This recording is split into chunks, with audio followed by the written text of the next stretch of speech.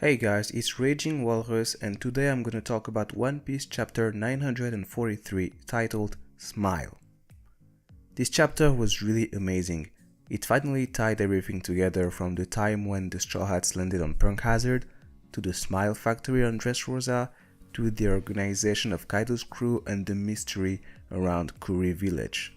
It's one of those chapters that make you appreciate Oda's writing and planning. Everything from the name of the Smile Devil Fruits to the names of the different ranks in Kaido's army has a significance, and it all ties together.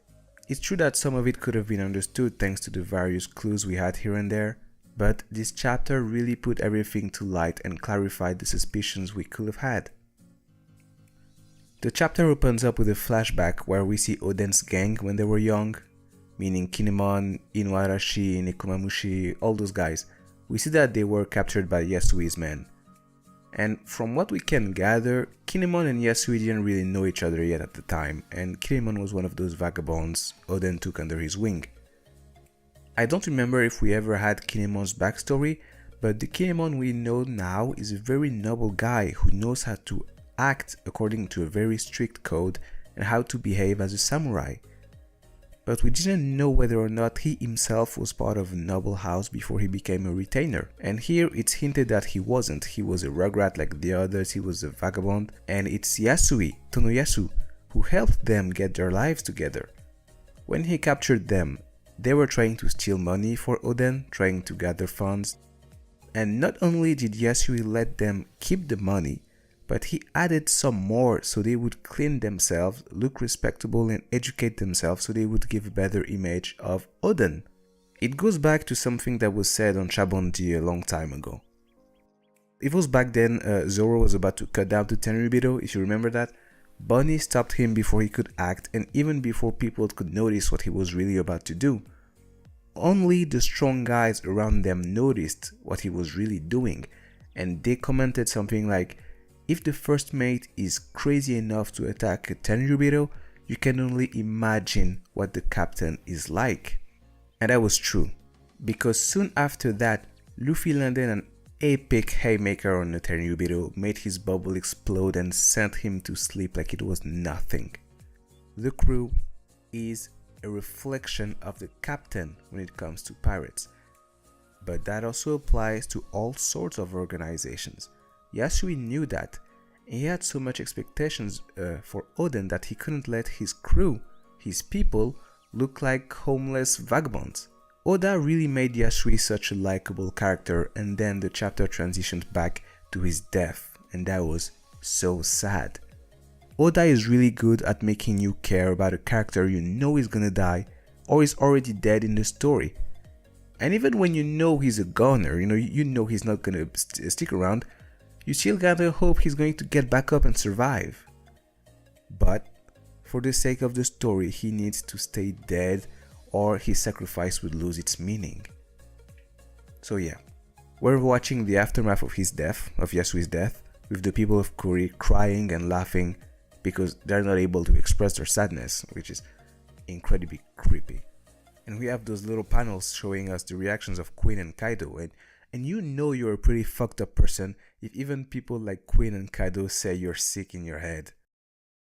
Luffy and company are also seeing what's happening all the way from the prison, and I really liked what Luffy said. He said something like, "No matter who that guy was, no one's death should be laughed at." Oda made that line stand out because it shows us the resolve Luffy now has to kick Oroshi's ass, but I think that line has a deeper meaning in the world of One Piece. One Piece is a series where good and bad are interchangeable. There is no good side or bad side per se, there are just individuals making choices, and all of them are acting for their own dreams. Some of them are pirates, others are marines, others are just civilians. But they all have things and people they care about, and they are themselves loved by some people. That's something Oda went out of his way to show us with Doflamingo, for example, who, despite being a crime lord, cares deeply about his crew members as if they were members of his own family. They were his family in his eyes.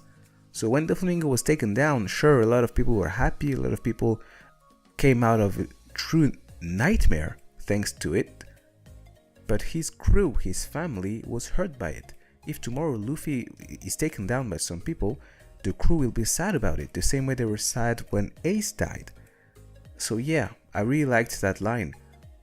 No one's death is something to be laughed about, even if it's a bad person. Because bad people can be surrounded by good people who will be hurt by losing that bad person they cared about. I think that's why Luffy doesn't kill people. Well, one thing is because it's a shonen, so, death is kind of touchy. But also because if you kill someone, it's the end. They can't change, but Luffy would rather have someone change. Be a better person. Don't die. Dying is just bad. It's always bad. It's the worst option. So anyway, back in the story. While the Kuri villagers are creating a commotion at Yasuo's execution, we get an explanation of what Smile Devil Fruits are like, about their effects and everything.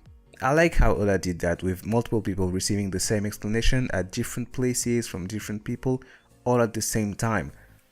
And this is really the meat of the chapter, and this is what we find out. The Smile Devil Fruits are even more defective than we thought. Out of all the Smile Devil Fruits that were produced, only 10% will actually give you powers. 10%! Can you imagine if you go on the plane, you have this new company, and they're like, yeah, you can go over there, it's gonna be a great place, great vacations, the flight is free, but only 10% of them reach the destination. You might not want to take that flight. So yeah, all the other devil fruits just give you negative effects. The Smile Devil Fruits, of course.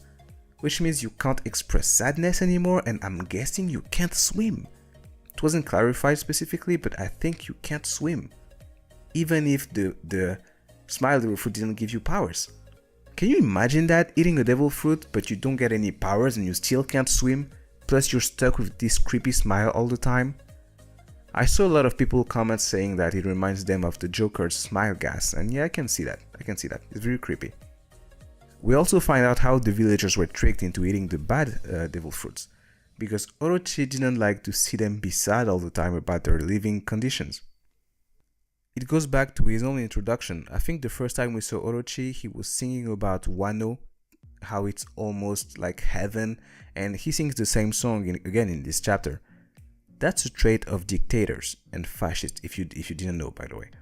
They all thrive to create a sort of utopia where everyone is happy all the time and everything is perfect, but it's only their vision of perfection and happiness. It's always a bad sign when someone says they want to create a perfect world or heaven on earth. The most recent example I can give you, for example, would be in Game of Thrones. If you watch Game of Thrones, Dany at the end. That's that. So the villagers were tricked into eating the fruit because they didn't know what devil fruits were, for one. And second, they were so hungry they would have eaten anything anyway. And they did. Even after they knew what the fruits were doing to them, they kept on eating them because they had no other choice to survive. One thing I noted is that the Smile Devil Fruits were tasty apparently. They tasted good, which is strange. Maybe that was an indication that the fruits were a failure, and maybe that's an indication of the origin of true devil fruits. If Smile Devil Fruits taste good and make you happy all the time, it turns you into a pleasure, what is the true origin of real devil fruits?